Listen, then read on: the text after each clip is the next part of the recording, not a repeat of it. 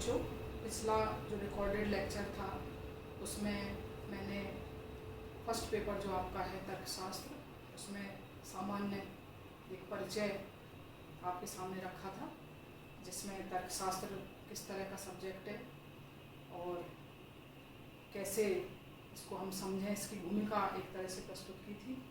और उसी समय मैंने आपको तर्क वाक्यों के बारे में बात की थी कि जब तर्कशास्त्र हम पढ़ रहे हैं तो उसमें निश्चित ही तर्क वाक्यों की बात होगी और तर्क वाक्य और अन्य वाक्यों में क्या भेद है, क्या भिन्नता है, ये भी मैंने आपको समझाया था। वापस से आपको एक बार याद दिलाते हुए, तर्क वाक्य हम उस वाक्य को कहते हैं जिस वाक्य को हम सत्य या असत्य कह सकें। एक बहुत ही छोटी सी कसौटी है और कुछ आपको नहीं करना है, यही परिभाषा आपको देनी है कि तर्क वाक्य क्या है। कोई पूछे प्रपोजिशन जिसको अंग्रेजी में कहते हैं, तो तर्क वाक्य वह वाक्य है जिसको हम सत्य या असत्य कह सकें। मैंने उदाहरण देकर पिछली बार आपको समझाया था कि अगर मैं आपसे कोई प्रश्न पूछूं या आपको कोई आदेश दूं तो वह वाक्य तो होगा लेकिन तर्क वाक्य नहीं होगा।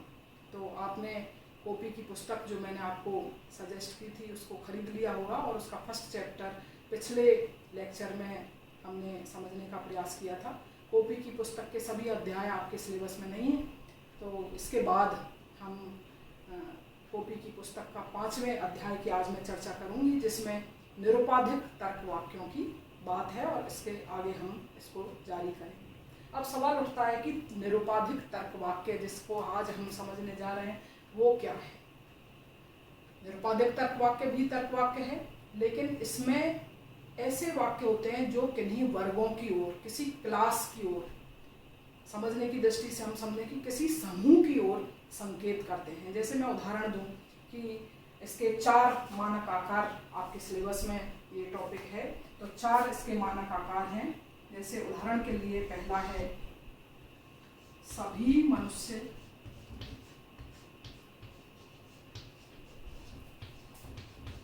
मरणशील हैं।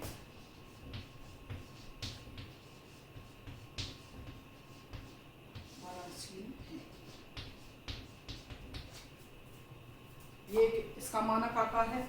उदाहरण से आपके समझ में आ जाएगा कि निरुपाधिक तर्क वाक्य क्या होता है। दूसरा है कोई मनुष्य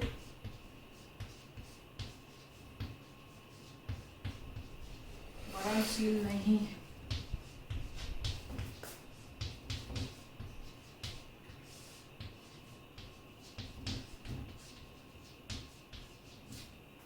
तीसरा है कुछ मनुष्य मरणशील हैं।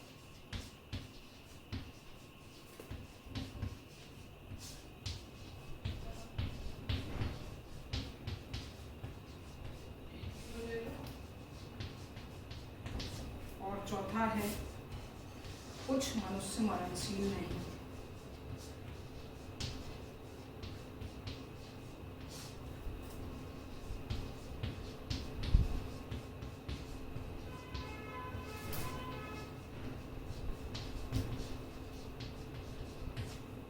आप देख सकते हैं कि यहाँ पर जिन पदों का हम प्रयोग कर रहे हैं, जैसे मनुष्य या मरणशील, ये एक ऐसे व्यक्ति या वस्तुओं के वर्गों की ओर संकेत करता है, जैसे मनुष्यों का वर्ग और मरणशीलों का वर्ग। तो इसी तरह इसी प्रकार के वाक्यों को निरुपाधिक तर्क वाक्य कहा जाता है। मानक आकार इसके ये 4 मानक आकार हैं। सभी प्रकार के तर्क वाक्यों को इन 4 आकारों में समाहित किया जा सकता है। इन 4 आकारों के अलावा कोई और तर्क वाक्य का प्रकार नहीं होगा। अब इनके नाम हैं, ये आपको याद रखना है। इसको हम ए प्रकार का वाक्य कहते हैं, जिसको हिंदी में आ कहेंगे। इसको हम ई प्रकार का वाक्य कहते हैं, जिसको हिंदी में ए कहेंगे। इसको याद रखना बहुत ज़रूरी है, क्योंकि कई बार इंग्लिश और हिंदी का वर्जन पढ़ने पर परीक्षा में गलती हो जाती है। तो ये ए प्रकार का वाक्य है, जिसको हिंदी में आ कहा जाता है। ये ई प्रकार का वाक्य है, जिसको हिंदी में ई प्रकार का है, जिसको हिंदी में कहेंगे ए। ये याद रखना जरूरी है, क्योंकि यहाँ अंग्रेजी में इसको ए कहा जा रहा है, तो इसको ध्यान में रखना बहुत जरूरी है। ये आई प्रकार का वाक्य है जिसको हिंदी में ई कहते हैं, और ये ओ प्रकार का वाक्य है चौथा, जिसको ओ ही कहा जाता है। तो ए, ई, आई और ओ ये आपको बहुत अच्छी तरीके से समझ लेना है, बहुत सरल है, लेकिन ध्यान में रखना क्योंकि हमारे आगे का जितना भी हम लॉजिक पढ़ेंगे उसमें इसका बहुत महत्व रहेगा। अब इसमें जैसा कि मैंने कहा कि निरुपाधिक तर्क वाक्य, सवाल उठता है कि निरुपाधिक, तो इसमें वर्गों की ओर संकेत रहता है। जैसे आप समझ सकते हैं कि मनुष्यों का जो भी मनुष्य है वो इस वर्ग में आएगा, और जो भी मरणशील है वो इस वर्ग में आएगा। अब ये निगमनात्मक अनुमान जो मैंने फर्स्ट चैप्टर में आपको समझाया था, उसी को हम आगे और डिटेल में पढ़ रहे हैं, जो कि कॉपी की पुस्तक के सेकंड भाग में दिया हुआ है, और ये 5वां चैप्टर में आपको पढ़ा रही हूँ। तो सीधे फर्स्ट चैप्टर से आप 5वें चैप्टर पे आ जाएं और मेरे साथ साथ किताब से भी पढ़ना शुरू करें और एक्सरसाइज करें, तब आपको ये बातें ज़्यादा क्लियर होती चली जाएंगी।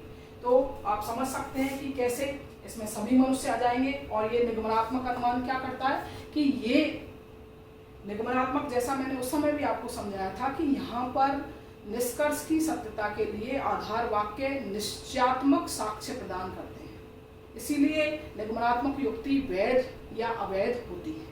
कहने का तात्पर्य कि निष्कर्ष का सत्य होना तब तक असंभव हो जाए जबकि सारे के सारे आधार वाक्य सत्य ना हो। यदि आधार वाक्य सभी सत्य हैं तो निष्कर्ष अवश्य सत्य होगा। ये पहले भी मैंने आपको समझाया था। और इसमें मुख्य रूप से विभिन्न वर्गों के बीच में संबंधों का विश्लेषण किया जाता है। निगमन जो है अनुमान, उसमें क्या किया जाता है, आधार वाक्यों और निष्कर्ष के बीच के संबंधों को समझने का प्रयास तर्कशास्त्री करता है।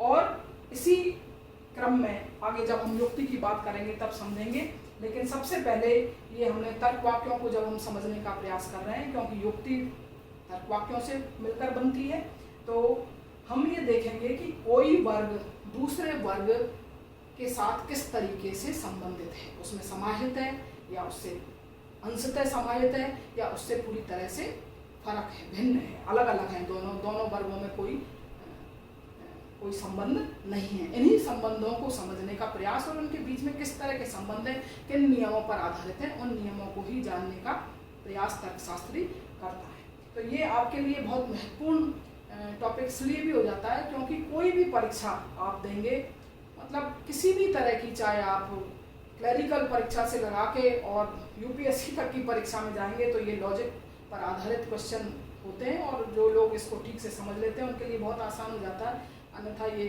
समझने में थोड़ी सी परेशानी होती है। तो ये 4 प्रकार के आपको याद रखना है कि 4 प्रकार के ये मानक आकार हैं निरुपाधिक तर्क वाक्य के, ए, ई, आई और ओ।